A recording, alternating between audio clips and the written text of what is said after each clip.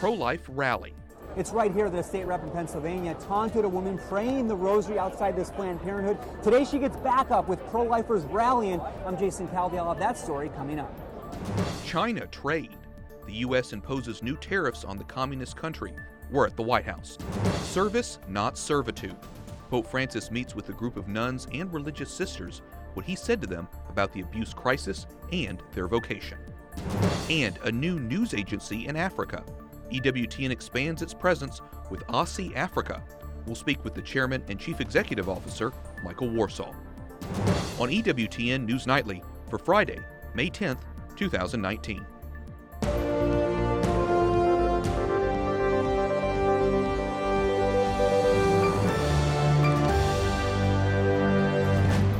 Good evening from Washington, D.C., and thank you for joining us for News from a Catholic Perspective. I'm Wyatt Goolsby, in for Lauren Ashburn. Hundreds of pro-lifers rally outside a Planned Parenthood clinic in Philadelphia. It's the spot where a Democratic state representative made videos berating people praying. Correspondent Jason Calvi brings us to the streets of Philadelphia. Before the crowds and watchful eyes, when police weren't hovering, Pennsylvania State Rep Ryan Sims wielded his camera. Shame on you. What you're doing here is disgusting. It's an attack on common sense. He criticized this woman who was just praying her rosary. These are the kind of attacks that we can expect on Planned Parenthoods in the current administration.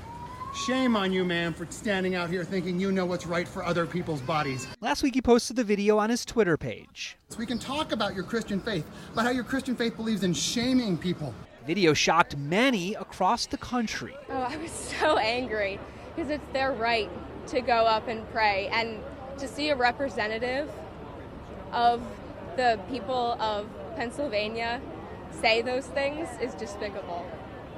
What should come of him? I think that he should step down. Another video shows Sims questioning Rick Bochansky. My main concern is, what's going on in there. The women that get abused, obviously the babies, that's the big deal to me, not so much, Rick comes to this Planned Parenthood abortion clinic about once a month to pray. Today, pro-life leaders come to the same spot. Pro-lifers aren't going to just sit back and take it. To challenge Representative Sims.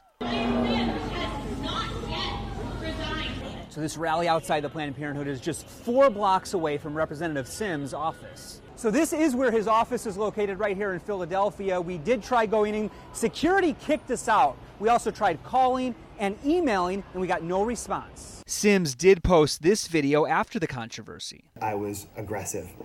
I know that 2 wrongs don't make a right, and I can do better. The Republican Party of Pennsylvania says it wasn't enough. It's time for Representative Sims to start doing better by fully accepting responsibility for his despicable conduct. And on the House floor, the state's Democratic leader also speaks. But we need to respect, and we all should respect the views of all Pennsylvanians, and we need to respect each other. The Chile family also prays here about once a month. I'll be praying for him every night. Something Rick says he hopes will lead to change for Sims. So everybody here prays for him, and I think he'll eventually come around. And that would be the answer to a lot of prayer. In Philadelphia, Jason Calvi, EWTN News Nightly. And thanks to Jason and our team for traveling to Philadelphia to report on that story. The U.S. and China didn't reach a trade deal. Negotiations ended today in Washington as the trade battle continues between the two countries. Now President Trump has increased tariffs on Chinese goods, and Beijing promises to punch back. White House correspondent Mark Irons reports. Good evening, Mark. Good evening, Wyatt. We're going to get to some human rights concerns taking place in China. But first, the world's 2 largest economies continue sparring. President Trump has raised tariffs 15% on billions worth of Chinese imports. China will retaliate in some way, and the consequences of all this concern U.S. businesses and consumers. No trade deal with China, but President Trump still optimistic. Writing on Twitter today, talks with China continue in a very congenial manner. There's absolutely no need to rush. He claims China tried to make last-second changes in negotiations. They took many, many parts of that deal, and they renegotiated. You can't do that. Now tariffs increase on $200 billion in Chinese goods headed to the U.S.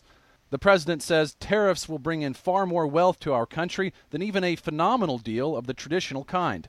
But some experts are pushing back, saying tariffs only burden U.S. businesses and consumers. Those tariffs on the Chinese imports are being paid by U.S. companies that were importing parts to use in their finished products, American consumers who are buying the products that are now at a higher price. Price increases on things like fish, soybeans. On the apparel side, they're going to hit us in our hats, our handbags, our wallets, and they're going to hit us on baseball gloves. But it's not the increase in U.S. consumer goods that concerns this group of protesters outside the Treasury Department. The best trade deal is no deal. Salih Hadier advocates for religious and ethnic minorities persecuted in camps in the East Turkestan region of China. He says his own relatives have been brutalized in the region. He wants all trade with China to stop. Until China stops the mass human rights violations, and until China stops stealing American technology, and until China stops, with its totalitarian vision for global conquest, America must stand up against it. In a tweet today, the vice president said the U.S. will stand for religious freedom. He mentioned Uyghur Muslims. 1 million or more have reportedly been detained in Chinese internment camps. What? Mark, is there any indication human rights abuses are being included in these trade talks with China? Wyatt, it's not clear if human rights are being discussed in this round of talks. The White House has previously said President Trump has had frank conversations with the leader of China about that issue. Wyatt? White House correspondent Mark Irons reporting. Thanks, Mark. A confessed Russian agent says she believed her spying on conservative American political groups landed her valuable information for the Kremlin. Maria Butina was speaking in an interview with National Public Radio. She admitted to gathering intelligence on the National Rifle Association and other groups at the request of a former Russian lawmaker. She pleaded guilty to a single charge of conspiracy to act as an unregistered foreign agent. She is expected to be released from jail later this year. Thousands of people in Iran rallied today in support of pulling out of the nuclear deal with world powers.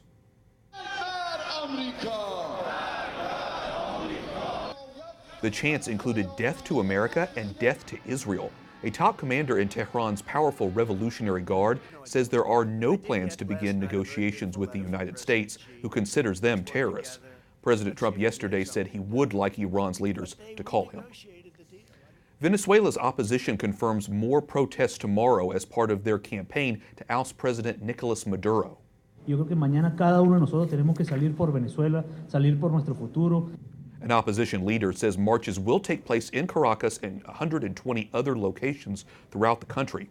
Guaido called for the new nationwide protests earlier in the week following clashes between police and protesters that left 6 people dead.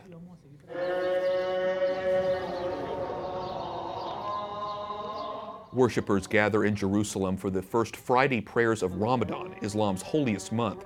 More than 180,000 people prayed at the sacred compound of the Al-Aqsa Mosque. It's the third holiest site in Islam. The Mexican Bishops' Conference is asking their government to address the migration crisis at the country's southern border. In a statement earlier this week, the church leaders say an emergency plan is needed to help Central American refugees on their way north through Mexico to the United States. Pope Francis vows to stop the sexual abuse of nuns. Le siamo grati anche per aver affrontato la dolorosa questione. The Holy Father told 850 superiors of religious orders gathered in Rome their vocation is of service, not servitude. The union's president told the Pope clergy abuse of sisters was widespread around the world. Our network, EWTN, is expanding its global reach. In just a few months, the network will launch a news service focused on Catholic content in Africa. Michael Warsaw, our chairman and CEO, announced ASI Africa today at our Vatican Bureau. The news agency will be based in Nairobi, Kenya, and will publish content in English, French, and Portuguese. ASI Africa officially begins operations on August 15th, the Solemnity of the Assumption, the same date Mother Angelica launched EWTN in 1981. Joining us now from Rome to discuss the new service is Michael Warsaw. Michael, why did EWTN decide to expand to Africa, and why do you think this will be successful on this continent in particular? Well, there's no question that the church in Africa has, over the last many years, been experiencing an enormous growth. And the faith there is so vibrant and so lively. And I think that the African church has so much to offer to the rest of the church. So our hope is really that in launching this news service, we can help to build a stronger community among the church in Africa, certainly in many cases among what are young communities in the church there. And then beyond that, our hope is really that this news service can bring the voice of the Church of Africa, the spirit of the Church of Africa, the faithfulness of the Church of Africa to the universal church. So I think it's a very important mission that we're embarking upon. And I think there's a great need. I think there's a great need within the African continent, and there's certainly a great need for us outside of the African continent to hear the voice of the African church, particularly at this time in history and at this time in the history of the church. ASI Africa will be run by Father Don Bosco Onyala, a priest from South Sudan. Tell us more about him and about the content the agency will be producing. So Father Don Bosco Onyala, who will be our first editor-in-chief, is an experienced communications professional with a doctorate in communications. He is a priest of the Diocese of Rumbek in South Sudan and knows and has worked in Catholic communications for the past many years, many initiatives of the African Bishops' Conference in creating a news and information service there. And so he's ideally suited, I think, to become the first editor-in-chief. He understands the African church, he understands the scene there in Africa, and he has an enormous network of contacts throughout the continent that will no doubt be able to be brought in play as part of this new service. Tell us more about what he and the agency, what kind of content they will be producing. So we really will be looking at creating content that reports on the life of the church in Africa, on issues in Africa from a Catholic context, and really looking at how the African church in many ways is addressing the global concerns and the concerns in the church that we have at this particular time. And to be able to create content that helps to share that message across the continent, but also helps to bring that particular insight, that particular nuance, that particular flavor that is the African church to the rest of the world. Well, I know you just announced the news service, but what kind of reaction have you got so far? So far, the reaction has been tremendous. Earlier in the day here in Rome, we made the announcement, and from individuals who are themselves African or involved in the African church, from the Holy See itself and its representatives, the reaction has been universally positive. And I think that everyone here has really been encouraging, supportive, and really looking forward to this new service and what it will provide to the church in Africa, but also to the universal church. It sounds like it has a lot of promise here with ASI Africa and us being able to report more on the church in Africa and obviously how it's growing there. EWTN Chairman and Chief Executive Officer Michael Warsaw, thanks so much for talking with us. Thank you, Wyatt. Good to be with you. Coming up, what's next in the case of Asia Bibi now that she's out of Pakistan? And the Pope's message to the faithful during his morning homily.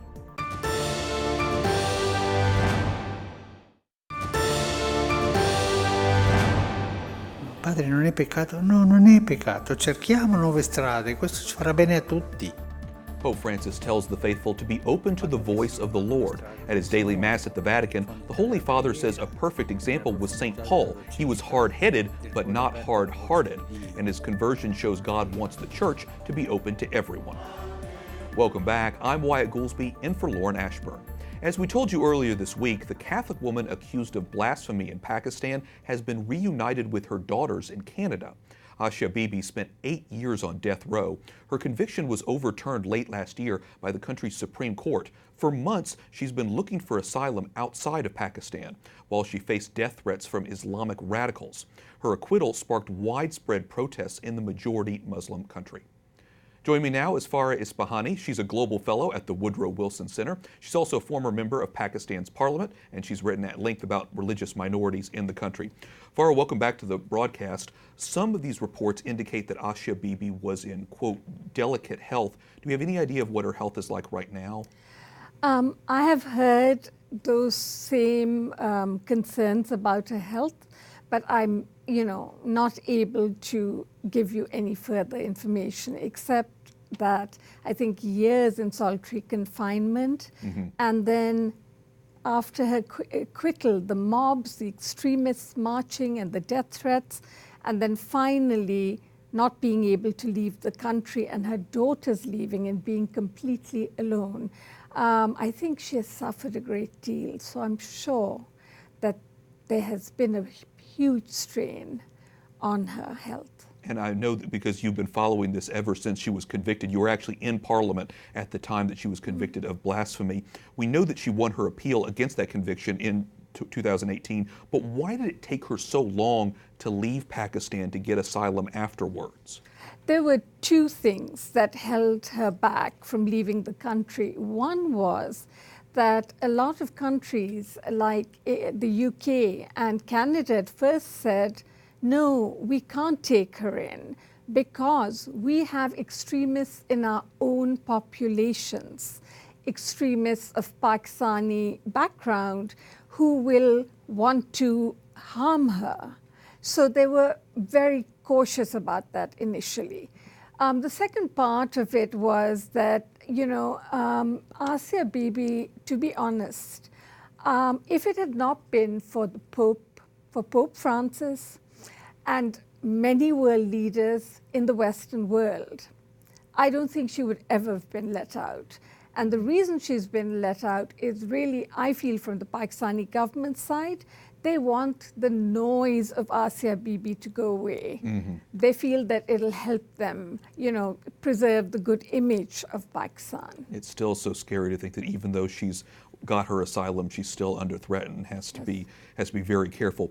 Give us a snapshot just overall of what it's like for Christians in Pakistan and why is it so difficult to promote religious freedom there among minorities like Christians? Christians in Pakistan, unfortunately, very early on, those who were middle class and those who were educated started to see the signs of this increasing Islamization, increasing terrorism, terrorist activities against churches and the mosques of Ahmadi Muslims and the burning of Hindu temples. And what happened was they lost their leaders when those teachers, when those principals, when all those people left the country. So what you had left is a tiny minority of Christians who have very few voices to speak for them. And overall, in terms of religious minorities in Pakistan, I would say there's never been a darker time. 50% of blasphemy cases in Pakistan are directed at religious minorities, who number 5% of the population. Right, very small. It's crazy, and it's just sometimes in your case, it's just about getting the word out and letting people know about that. You actually just got back from London to talk about that issue. So, like I said, this stuff can be scary, but it's so important that we bring it to light, and we'll continue to follow the situation, of course, with Christians in Pakistan, religious minorities there. Farah Ispahani, a global fellow at the Woodrow Wilson Center. Thanks so much for the overview. Thank you so much. Up next, how the proposed Equality Act is already affecting states and why some worry it's targeting religious beliefs.